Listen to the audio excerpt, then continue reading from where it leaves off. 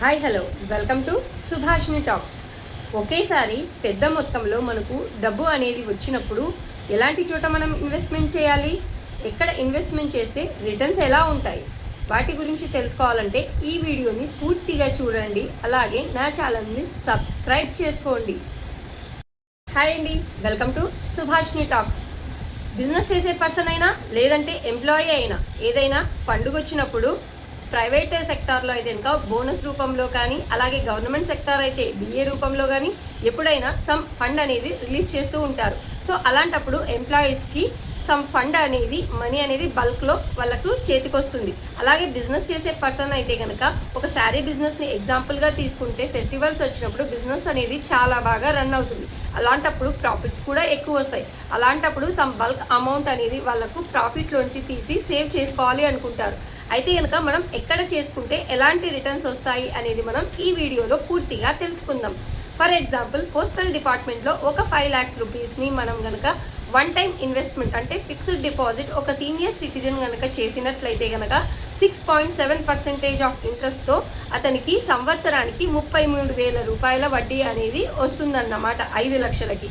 అలాగే మ్యూచువల్ ఫండ్లో ఇదే ఫిక్స్డ్ డిపాజిట్ని ఇక్కడ లంసమ్ అని మనం పిలుస్తామన్నమాట. ఇలా వన్ టైం ఇన్వెస్ట్మెంట్ రూపంలో లంసంలో మనం కనుక 5 lakhs రూపీస్ని ఇన్వెస్ట్మెంట్ చేసినట్టయితే రిటర్న్స్ ఎలా జనరేట్ అవుతాయో మనం ఇప్పుడు ఎగ్జాంపుల్ ద్వారా వివరిస్తాను. ఇప్పుడు ఒక వ్యక్తి వచ్చేసి 5 లక్షల రూపాయలని ఒక మంచి ఫండ్ సెలెక్ట్ చేసుకున్నాడు అనుకుందాం. అది కొత్తగా వచ్చిన ఫండ్. ఆ ఫండ్లో యూనిట్ విలువ అనేది 10 రూపాయలు ఉన్నప్పుడు అతను one time deposit 5 lakhs investment చేశాడు అనుకుందాం. అప్పుడు 5 lakhsకి 50,000 యూనిట్స్ అనేవి అతనికి మ్యూచువల్ ఫండ్స్లో అలాట్ అవుతాయి. అయితే కనుక మొదటి సంవత్సరము మార్కెట్ అనేది ఒడిదుడుకులకి లోన్ అయినప్పుడు, వొలటాలిటీ జరిగినప్పుడు ఒక్కొక్కసారి యూనిట్ విలువ అనేది పడిపోవడం జరుగుతుంది. సో ఒకవేళ ఉదాహరణకు 9 రూపాయలకు పడిపోయింది అంటే 1 రూపాయి తగ్గింది యూనిట్ విలువ. అలాంటప్పుడు 9 రూపాయలతో యూనిట్స్ మనకు ఎన్ని అలాట్ అయ్యాయి? 50,000 అలాట్ అయ్యాయి.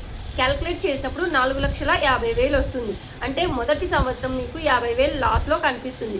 కానీ మ్యూచువల్ ఫండ్లో ఎప్పుడు షార్ట్ టర్మ్ ఇన్వెస్ట్మెంట్ అనేది కరెక్ట్ కాదు. సో ఇక్కడ ఎంతసేపు ఉన్నా లాంగ్ టర్మ్లో మనం ఇన్వెస్ట్మెంట్ చేసుకోవాల్సి ఉంటుంది. సో లాంగ్ టర్మ్లో ఇన్వెస్ట్మెంట్ చేసినట్టయితే ఎంత వొలటాలిటీ ఉన్నా కూడా ఖచ్చితంగా మార్కెట్ అనేది పెరుగుతూ వెళ్తుంది. కాబట్టి ఫండ్లోని యూనిట్ విలువ కూడా పెరుగుతుందన్నమాట. సో అలా యూనిట్ విలువ ఒకవేళ ఒక 3 to 5 years కానీ 10 years కానీ మనం వెయిట్ చేసినప్పుడు ఎగ్జాంపుల్గా యావరేజ్గా 10 రూపీస్ ఉన్న యూనిట్ విలువ 30 రూపీస్కి పెరిగింది అనుకుందాం. 30 రూపీస్కి పెరిగినప్పుడు మనకు అలాట్ అయిన యూనిట్స్ 50,000 ఇంటూ 30 రూపాయలు అంటే ఇంకా ఒక్క యూనిట్ విలువ 30 రూపాయలు కాబట్టి 30 రూపాయలతో మల్టిప్లై చేయగా మనకు 15 lakhs రూపీస్ మనీ అనేది మనకు రిటర్న్స్ అనేది రావడం జరుగుతుంది. సో ఇలా ఒక పోస్ట్ ఆఫీస్లో కానీ బ్యాంక్లో కానీ ఫిక్స్డ్ డిపాజిట్ చేస్తే రిటర్న్స్ ఎలా ఉంటాయి? మనకు సంవత్సరానికి 33,000 ఉంటాయి. అలా మనం ఎన్ని సంవత్సరాలు క్యాల్కులేట్ చేసినా ఒకే ఇంట్రెస్ట్ ఉంటుంది కాబట్టి 33,000 అలా ఒక 5 yearsకి మనం క్యాల్కులేట్ చేసినప్పుడు ఎంత జనరేట్ అవుతుంది?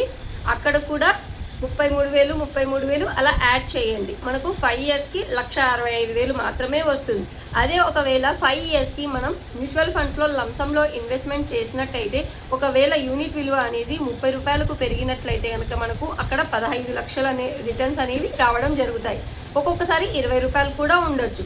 సో అలా మనకు యూనిట్ విలువ పెరిగిన దాన్ని బట్టి మనం క్యాల్కులేట్ చేసుకుంటే ఎంత అమౌంట్ అయితే జనరేట్ అవుతుందని మనం స్వయంగా SIP క్యాల్కులేటర్ ద్వారా తెలుసుకోవచ్చు అన్నమాట.